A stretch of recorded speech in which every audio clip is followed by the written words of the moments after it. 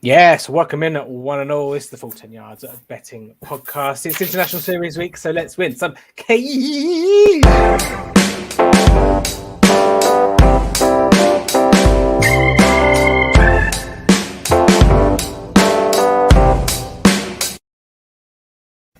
Yes, welcome in one and all. Sorry, Jack, I could see from when that video was playing that I blew your ears out. So if you can't hear us for the rest of the podcast, I do apologize. All good. I don't know sign language. I don't know if Adam, do you know sign language? No, not at all. I know. Thank you. And that's about it. Thank you. Yeah. Is that what a thumbs up? No, it's that kind of touch your chin and down. Right, okay. I'll do that when I want something to eat. Anyway, moving on.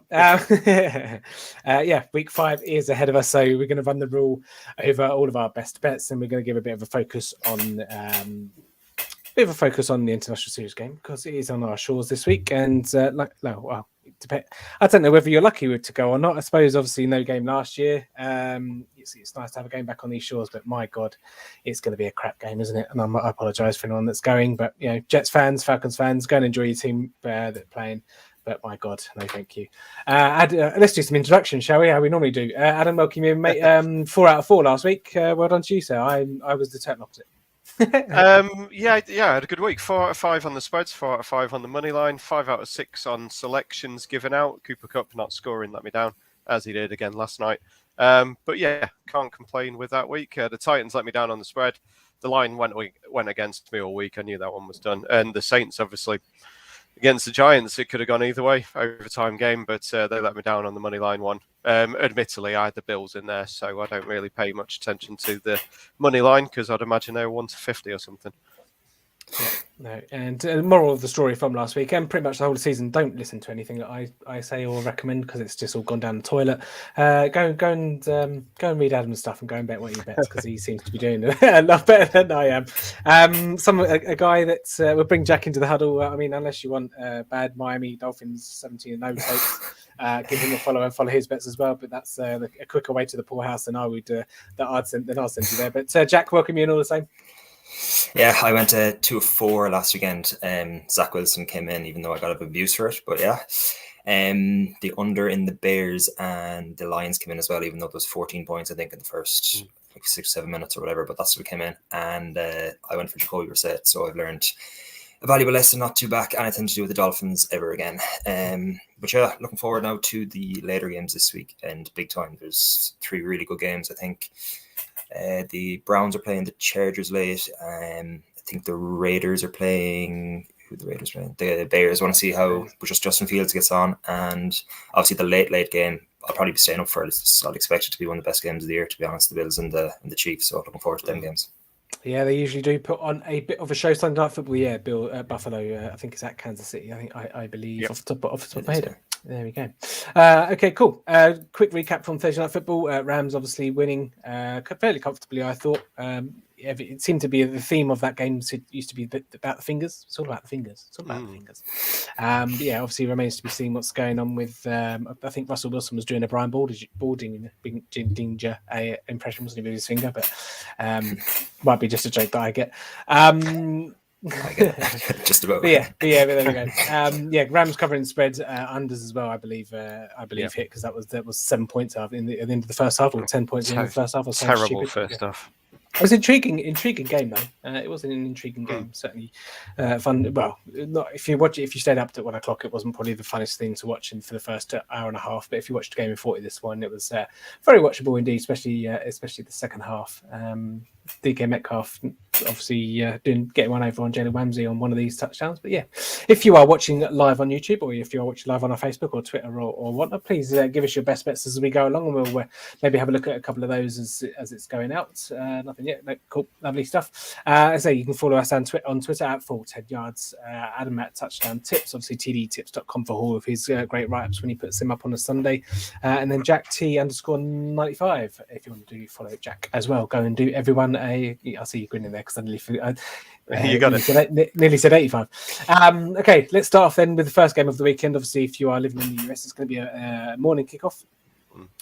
So yeah, even a longer stretch of football live on our screens throughout the day. So 2:30 kickoff if you're in UK, 9:30 or 11:30, depending on where else you are in the world.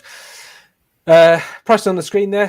Falcons -3.5, -3 point favourites. I think to see 2.5 in some places. If you are a Falcons fan, want to bet the Falcons, do the 2.5. But if you are thinking that the Jets keep it within the field goal, make sure you take +3. I fancy the Jets on the money line, to be quite honest. A couple of stats for me here that I looked in preparation for this game. Neither quarterback has thrown for 1,000 yards yet. Both teams are 1-3 against the spread.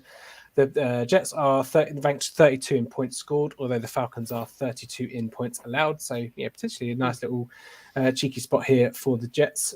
Both poor rushing the ball, Cordell Patterson's on Arthur Smith's fantasy team by all accounts. So just get him in your lineups and your things. And I'm sure we'll be talking about some of those bets about involving him. Atlanta are trotting out Dustman at wide receiver. That's an official stat. No joking.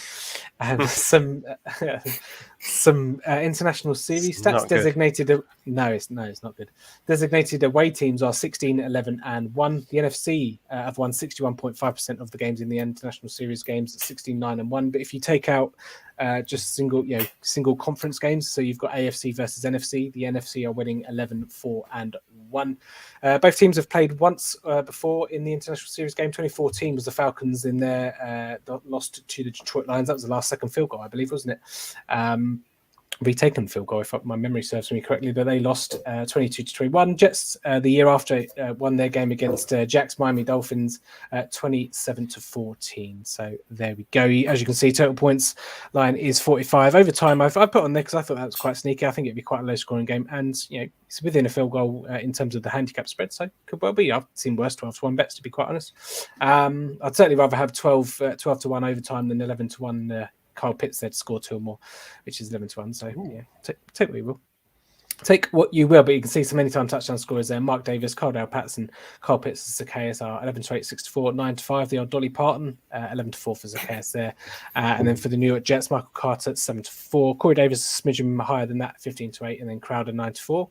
He played all right last week, received plenty of targets. And then Ty Johnson, obviously one of the running backs there, at 19-5. Okay. What do you reckon for the game then, guys? Is it going to be a good game? I just can't see how it's going to be a good game. Adam, start with you. It's going to be interesting. Is it? Why? I don't think it's going to be good. We're just seeing what the Falcons do if they figure anything out. And like you said, with the players they've got a wide receiver, obviously it's not the best lineup. Obviously, again, Zach Wilson looking better last week with no pressure on him. The Falcons have only managed to sack the quarterback 7 times this year, so he should be protected fairly well again in this one. I think that Jack's got a Wilson-related prop later, so I'll leave that one. But he's thrown 7 interceptions this year. The Falcons have got 0. So there's a chance that Zach Wilson's a bit more comfortable, obviously after getting off the schneid last week with a win. He could step up. He obviously needs to show what he's got for the second overall pick. But yeah, it's one of those. I probably could have got the tickets off you and afforded to go down, but it's one of those games that I didn't really feel the need to give £300 for a weekend to go down and watch. So yeah, it's one of the first year in about 5 that I'm not going to either of the games so far. But I'm not overly fussed. I will watch as much as I can. I've got a busy day Sunday, shipping family around everywhere, but I'll get on as much as I can. And yeah, hopefully Kyle Pitts, hopefully it's a coming out game for him. For some reason, I have a weird thing about tight ends in London. I think it's just because of that Mercedes Lewis hat trick a few years back for the Jags that somehow they blow up in London. There's no logic for it. There's no reason. But Pitts has been improving. He's been getting more of the ball recently. And with pretty much no one else to throw the ball to, it should just be him and Patterson, really. I've done well. They're not too bright on the tight ends in London quip, but we'll move swiftly on. Jack, are you going to watch the game? Looking forward to the game? Your thoughts on it? Not really looking forward to it at all. I don't think they could have got 2 worse teams to be playing against each other. Even if there was one decent team, you'd probably watch it. But Falcons against the Jets, I don't know. Even next week's game as well, Dolphins and the Jags, probably going to be 2 1-4 teams, or actually 0-5. The Jags more than likely. They just couldn't have picked 2 worse matchups. But yeah, I'll probably just do a bet on it just to make it interesting. And I'm going with Zach Wilson over 244.5 yards. It was 242, but it's gone up by 2 yards. It's still going to back it. It's only 2 yards. As Adam said, Falcons defense is terrible. The front seven's pathetic. Zach Wilson should have a bit of confidence from last weekend's performance, and yeah, I'll be putting a bet on it. Usually, if there's one game on, I might put on 2 or 3 bets, but I actually can't bet on either team with any confidence whatsoever. They're both just terrible. Yeah, and I think that I say if I was betting on one selection, he gave me £1, I'd probably put it on Jets +3. I say I don't see it being a high scoring game. I see the Jets being a lot more likely to score points than the Falcons, although the Falcons have obviously got the better quarterback and Kyle Pitts probably the best skill position player on the field. But I think the Jets have got enough about them. Let's say Corey Davis and James Conrad last week have performed. He was decent last season. Corey Davis has been decent all season, to be quite honest. And then they've just got a tiny bit more. Well, obviously got Cordell Patterson and Mike Davis in the backfield. But yeah, I just think the Jets +3 if you want a bit of an interest. Adam, I don't know if you disclosed your favourite bet or your best bet for the game. No, I listed a couple of touchdown scorers. Obviously, Pitts, I mentioned him. I think it could be a bit of a blow-up game. So, to be honest, that 11-1 for 2 or more, maybe. I don't mind the 9-5 for him to score anytime. Obviously, he hasn't. I don't think he's found the end zone yet this year. It's one I've been keeping an eye on as I drafted him quite high in the D-Gens League. Hayden Hurst, the other tight end, 11-2 on a website that I won't mention because they'll ban you if you win, even if it's just one bet. And then Cordell Patterson, obviously I tweeted out his receiving yards. He's gone up from 35.5 to he's only gone up to 41.5, which I thought was a fairly low jump given the news of no one else there. He was over 3.5 receptions. He's now over 4.5 receptions. It's probably still a decent bet. They pepper him a lot. And then my favourite prop, as I say, was Patterson. I don't mind Hayden Hurst over 2.5 receptions. Thought that was a fairly low line again with lack of targets of anyone else. And then Corey Davis over 4.5 receptions. He's had 7, 5, 10, and 7 targets in the 4 games so far. He's only turned them into 5, 2, 5, and 4 receptions, but he was targeted a lot last week, and as we've said, Wilson should have a lot of time. My the one bet I have got on so far was, strangely enough, involving mine and Jack's bets, was over 2.42 for Wilson and over 3.5 for Patterson. I just got that on a bet builder on a Paddy Power when the lines were out a couple of days ago. I won't be betting on the result of the game. I don't know who's going to do anything, so I'll leave it at what I got. No, there we go. So if you are going, enjoy the game, and say if you are watching and you've got a bet that you really fancy for the Jets game, shove it in the comments, and we'll have a look and probably ridicule it. Okay, let's move on. Let's start off with what we normally do: handicap bets. Jack, favorite handicap bet for week 5? I've gone with the Browns +2.5. It was 1.5 earlier on today. It's gone to 2.5 now, and reasoning is that the Browns seem to play better when the ball isn't in Baker's hand and Baker's injured. So yeah, he's playing, I think, but I doubt they'll use him as much as they usually do. They should hand the ball off to Chubb and Hunt, were probably the best duo in the NFL.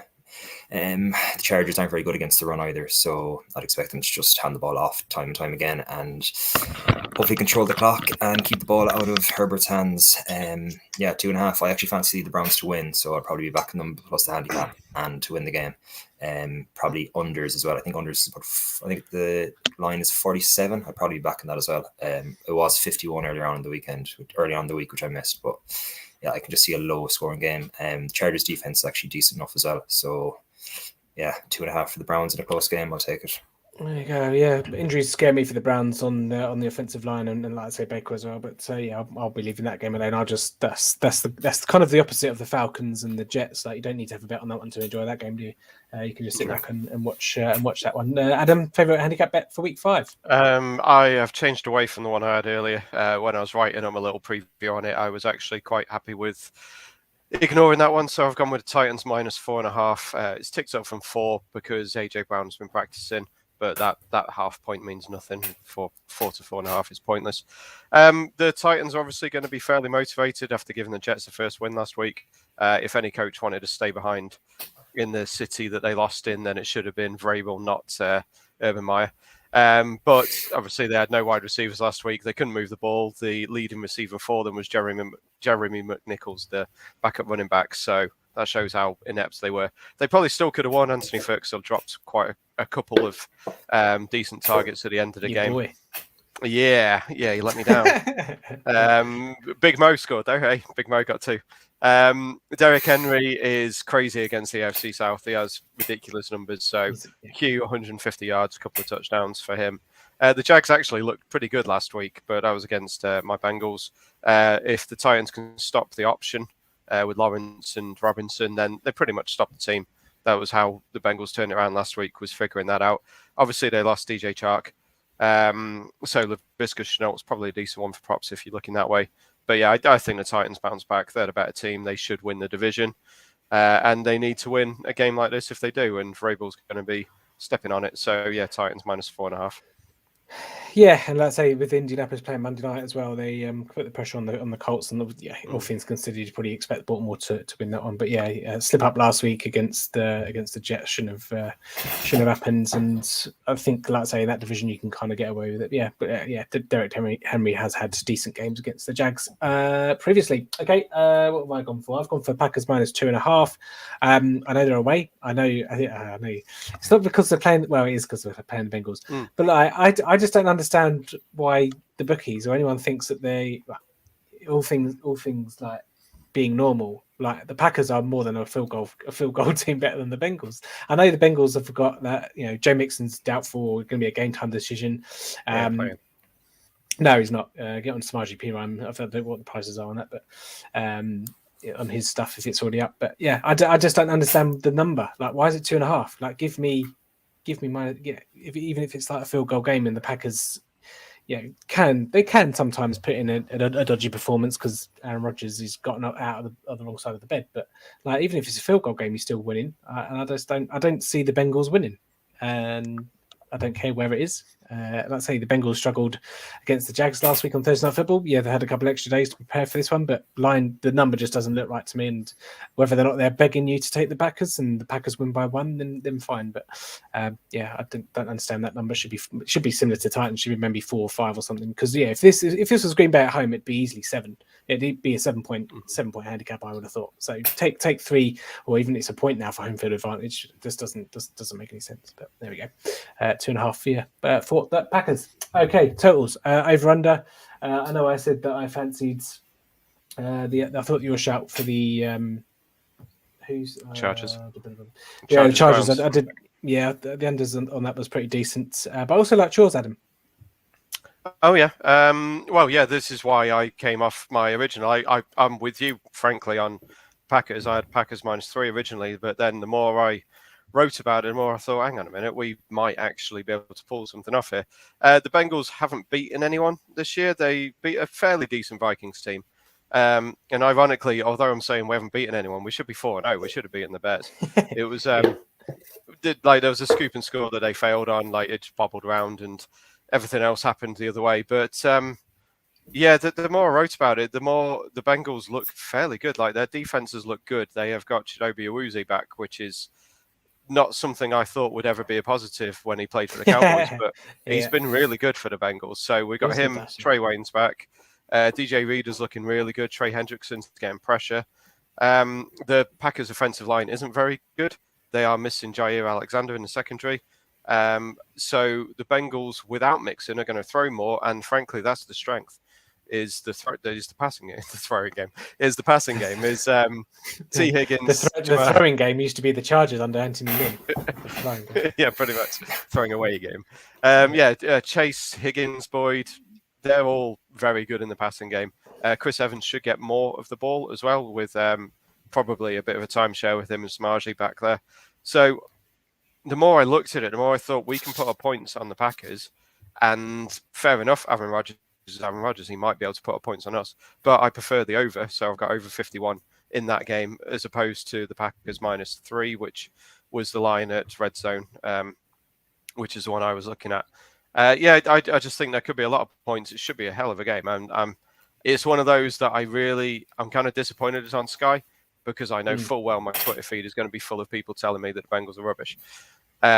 which is going to drive me crazy.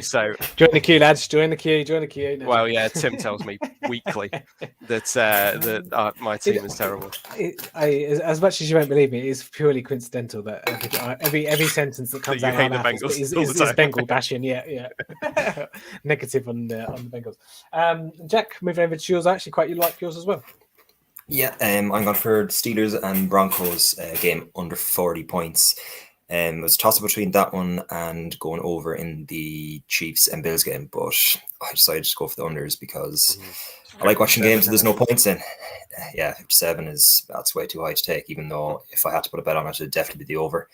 But getting back to the Steelers and Broncos, Big Ben is completely finished. Wouldn't be surprised if he gets benched after this game because the Broncos defense is very good and they're going to really struggle to score points again.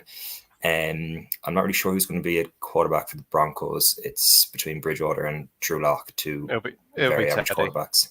It'll be Teddy. Yeah. He's been trending the right way all week, and there was an announcement today saying that he probably will be. Yeah, even with him under center, like I can't see them scoring 20 points. I can't even see them scoring 17. There seems to be really bad vibes in the Steelers camp. Even there's the Juju video that came out last weekend. Everyone seems to be so frustrated. I'd say Adam hated seeing that one, but 40 points is very low. But I really, really can't see either team getting 20. So that's what I'll be on. There you go. Yep, no, I like it. Let's say, worst case scenario, you might even see Mason Rudolph at quarterback as well. So anything that's going to scupper you on points totals of like 39, 40, 41 is going to be your defensive scores and whatnot, but on short field, on long fields. But yeah, no, like that unders. Let's say, and just reiterate mine, I liked the unders in the Jets Falcons games. Put the kiss on, maybe. But I'll tell you what. The kiss of death on it, maybe, because my totals have been absolutely shocking this year so far. So I'm going under. So it's going to be probably about 60 points, 70 points. So enjoy everyone going to the top. Right, okay, let's move this train along. Anytime touchdown scorers, Jack. What I wanted to say was Trey Lance, but for some reason no bookies have him priced, even though he's nearly guaranteed to be starting. I don't know what price he'd be. Maybe like 2-1, 5-2. You might get on him. I just think that Kyle Shanahan will have a good game plan with a full week of just knowing it's going to be him under center. He's probably one of the most athletic quarterbacks in the league. The Cardinals aren't great versus the run either. So, yeah, I'd be getting on that. I don't know. There's no price for him yet, so I can't say it. But if he's 2-1 or whatever, I'll definitely be getting on it. Yeah, probably strikes me as one of those that you might get 2s 9-4, but then a couple of people will start hammering it, and then it will come down to 7-4s, maybe also in something in that range, maybe 13-8 or something like that. But exactly, it'll be healthily overlap. It'll be healthily over evens, I would have thought, because he's not pulling up many trees so far, is he? So it's not as if everyone's jumping at the bit to get on him. Yeah, I'll be getting on him when he's priced up. I'll probably get on his over rushing yards as well. I'm not sure what they'll have it at, maybe like 40 or 30, whatever it is. I think it'll be lower than that. I think it'll be lower than that. So I'll be getting on that as well. But officially, I'd probably go with Kareem Hunt at 9-5. He's got a touchdown the last 2 games. Chargers aren't very good against the run, like I said earlier, and 9-5 is definitely getting on that. So officially, it's Kareem Hunt, but waiting for Trey Lance odds to come out. There we go. Cool. Love yourself, Adam. I like how in sync me and Jack are sometimes. I haven't got Kareem Hunt to score, but I've got Kareem Hunt over 68.5 combined yards for one of the props I was going to mention later. And yeah, as he said, Chargers are poor in the wrong game. The Vikings are playing at home, so I'm going to take Justin Jefferson to score because he scores when they play at home, and it's still plus money. Yeah, 11-10 against one of the worst passing defenses in the league. The Lions' passing defense is atrocious, so. I'm more than happy to take Justin Jefferson 11-10. Also wrote up Damian Harris, obviously against the Texans. There's probably going to be a lot of short fields. There's probably going to be a lot of running in that one. You can get evens on Damian Harris and random punt on Greg Ward, 10-1 for the Eagles. For some reason, he seems to be open in the end zone when Hurts is scrambling. He scored a couple of times this year already out of the 4 games, so thought 10-1 was fairly decent for him against the Panthers. Panthers obviously have got a decent defense, but I for some reason I think the Eagles might win that. So I've Greg Ward 10-1 if you want a random punt. There you go. Yeah, lovely work. Okay, I've got a couple then. So let me just read. What have I done? If you go into I thought, considering Patson, I was surprised Patson wasn't bloody evens, considering what he's been doing recently. He's got 6-4 something. But the one I've gone for, I really like the Harris shout. Although that screams Brandon Bolden. I don't know what price he is, but it screams Brandon Bolden. The one I've gone for is Leonard Fournette. Had quite a decent snap percentage last week, and it seems to have wrestled duties in that backfield by getting the lion's share of the backfield stuff there. So, and he's, like I say, he's getting stuff out of the backfield receiving as well. So I thought, was it what I've got is 7-4, 7-4? So 6-4 somewhere. 6-4 for him, I thought was pretty decent in a game that, again, the Miami Dolphins, you can run on the Miami Dolphins. Their strengths defending the pass, but I can just see the Tampa Bay Buccaneers just running all over Miami and just controlling the game. Miami Dolphins aren't going to score many points, but Leonard Fournette, I thought 6-4 was pretty good. Was okay. Not for me, but go for it. Yeah, well, I don't want anything in. I don't want anything in the Bucs running game. So good luck to you. He's the one I would take out of the two. But yeah. I mean, look at my record this season. It's been shocking. So just, like no one, it might as well just go on mute whilst I'm talking. Save everyone some money. Yeah, let's round it off. Then request about. I'll try mine in because props. Props, that's it. That's what I meant. So I've gone Cordell Patterson over 4.5 receptions. I know some people have mentioned some other stuff, but he's had 7, 8, and 7 in the last 3 games, and that's with Calvin Ridley. And we've mentioned he's going to get peppered with targets. So I thought over 4.5. It was 3.5. If you've gotten 3.5, see if Paddy Power will pay you out already, maybe. The other one I liked was Trey Sermon over 26.5 rush yards. He's done that in the last 2 games, and he's. I know Elijah Mitchell might be back in this one, but even when I think Elijah Mitchell was there 2 games ago, he got 31 on 10 carries. So I thought Trey Sermon 26.5 I thought was quite low. I'm quite sure why. Very good one. Yeah, that's really low. I'm looking right now at that one. Yep, yeah. I'll add that to my slip. Yeah, so I think it's off Sky Bet. I think that one, but there we go. Yeah, I seen it earlier on. Yeah, cool. All right, Adam, what's your favourite prop? Favourite prop, Mike Gesicki over 3.5 receptions. I'm going to keep going back to the well on that one. He's getting more than that every week, so I don't see any reason not to. It's a weird one with the Dolphins because I'm pretty sure he didn't have any for like the first 20 minutes last week, and then he had 5, 6, 7 or something. It's only 4-6, so it's not huge odds, but I'm going to keep on going back to that one. Again, Damian Harris over 70.5 rush yards against the Texans, and as I mentioned before, Kareem Hunt over 68.5 combined yards, so rushing and receiving. I was going to go for just the rushing, but I thought I was a little bit off. So, Chargers are poor against the run. Baker's injured, as Jack said. Basically, everything Jack said on Kareem Hunt in that one for his touchdown. Over 68.5, I thought was quite low. He's got over that in the last 2 games. One of them was 160-ish. So, I don't mind taking that one. But, yeah, my main one, Mike Gesicki, over 3.5 receptions for the Dolphins. Lovely stuff. Jack, round us off. I'm gone with Travis Kelce over 7.5 receptions at evens versus the Bills. Last season's AFC Championship game, I think he had 13 receptions against them. He torched them, and he got 2 touchdowns as well. Kelce's been poor, especially for his standards so far this year. I expect this to be a really high-scoring game, and I expect the Chiefs to just throw the ball the entire match because the Bills should be able to torch the Chiefs' defense. I'd be very surprised if he doesn't get double-digit receptions, to be honest. So 7.5 will definitely be taken. That's my main prop for this weekend. Yeah, if it like 7.5, you look at it and think, oh, geez, that's a high line. But you think, it's the Kansas City Chiefs, and it's Travis Kelce and Tyreek Hill. But and last week was a Hill game, so I guess Kelce had nothing last week. Probably going to come back.